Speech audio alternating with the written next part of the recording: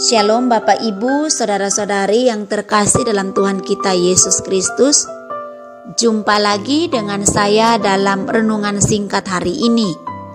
Doa dan harapan saya Bapak Ibu, Saudara-saudari terpelihara baik dengan damai sejahtera daripada Tuhan kita Yesus Kristus. Tema renungan singkat kita hari ini adalah hal kekhawatiran. Bapak Ibu, Saudara-saudari yang terkasih dalam Tuhan, ahli kejiwaan meneliti dan menguraikan tentang kekhawatiran manusia. Dikatakan bahwa 40% kekhawatiran manusia adalah mengenai hal-hal yang sudah terjadi. Lalu 30% mengenai hal-hal yang belum terjadi. 12% mengenai kesehatan. Lalu 10%-nya khawatir tentang keresahan sehari-hari. Kalau kita totalkan berarti ada 92% kekhawatiran manusia sesungguhnya. Namun hal itu tidak menjadi dasar atau alasan yang kuat. Bapak Ibu, Saudara-saudari yang terkasih, belenggu kekhawatiran ini begitu amat sangat mengintimidasi kita sebagai manusia, sehingga pada akhirnya kita kehilangan damai sejahtera, sukacita, kita stres, kita gelisah, kita tawar hati. Ini efek dari belenggu kekhawatiran yang menyerang kita.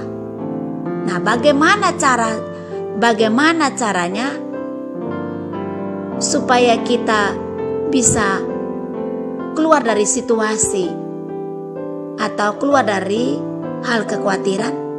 Karena kadang-kadang belenggu kekhawatiran itu datang, kita bisa kehilangan akal sehat kita dalam hal berpikir.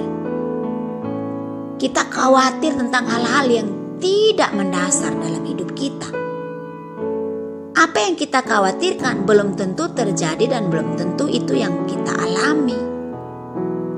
Karena itu bagaimana caranya kita mengatasi?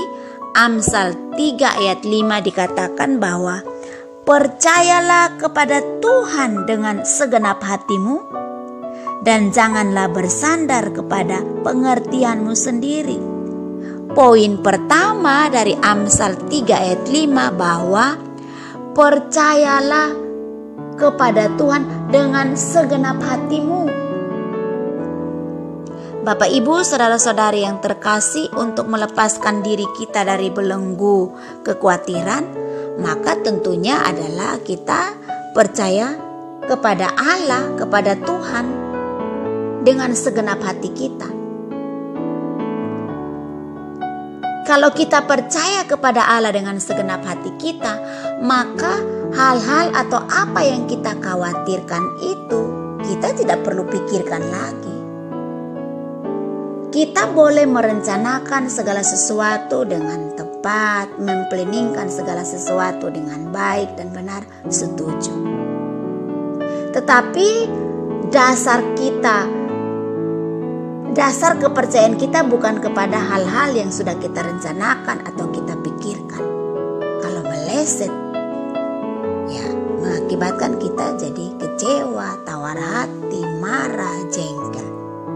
Tapi sebaliknya, kita mempercayakan hidup kita kepada Tuhan dengan segenap hati, maka apapun yang terjadi dalam hidup kita atau apa yang kita pikirkan untuk kedepannya, ya kita tidak khawatir karena kita percaya kepada Tuhan sang sumber kehidupan ini. Apa yang perlu kita takutkan atau pikirkan ketika kita percaya kepada Tuhan dengan segenap hati? Orang yang percaya kepada seseorang yang dapat dipercayai, tentunya dia bergantung penuh kepada orang itu. Dia yakin sepenuhnya. Demikian juga dengan kita terhadap Tuhan. Ketika kita percaya kepada Tuhan dengan segenap hati kita, maka kita percaya bahwa Dia juga yang akan menolong kita, membebaskan kita dari hal-hal yang kita pikirkan, yang kita khawatirkan, yang membuat kita kehilangan damai sejahtera, yang membuat kita kehilangan sukacita. Belum tentu apa yang kita pikirkan itu akan terjadi dalam hidup kita.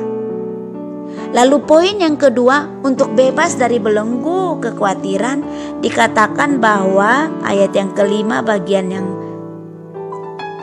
B dikatakan bahwa dan janganlah bersandar kepada pengertianmu sendiri. Percaya kepada Tuhan. Lalu kedua, jangan bersandar kepada pengertian atau pemahaman kita sendiri. Karena apa yang kita pahami belum tentu, apa yang kita mengerti belum tentu itu akan terjadi dalam diri kita.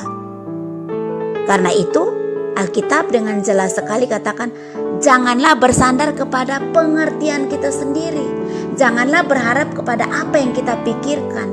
Janganlah berharap kepada apa yang kita rencanakan, apa yang akan kita capai nantinya.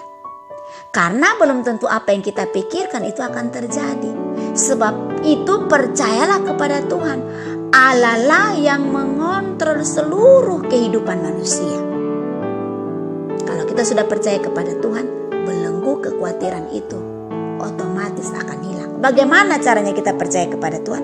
Ya, akui Dia dalam segala laku kita di ayat yang ke-6 Amsal 3. Akui Dia dalam segala lakumu, maka Ia akan bertindak menolong hidup kita.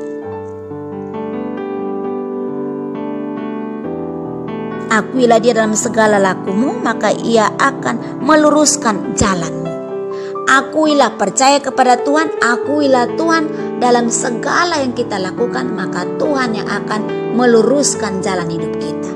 Karena itu, tetaplah berdoa, tetaplah merenungkan firman Tuhan siang dan malam, pegang janji firman Tuhan. Kita boleh merencanakan dengan baik segala sesuatu yang kita kerjakan, segala sesuatu yang kita persiapkan. Kita harus persiapkan yang terbaik, yang semaksimal mungkin. Tapi kita tidak boleh bergantung dengan apa yang kita persiapkan di sana.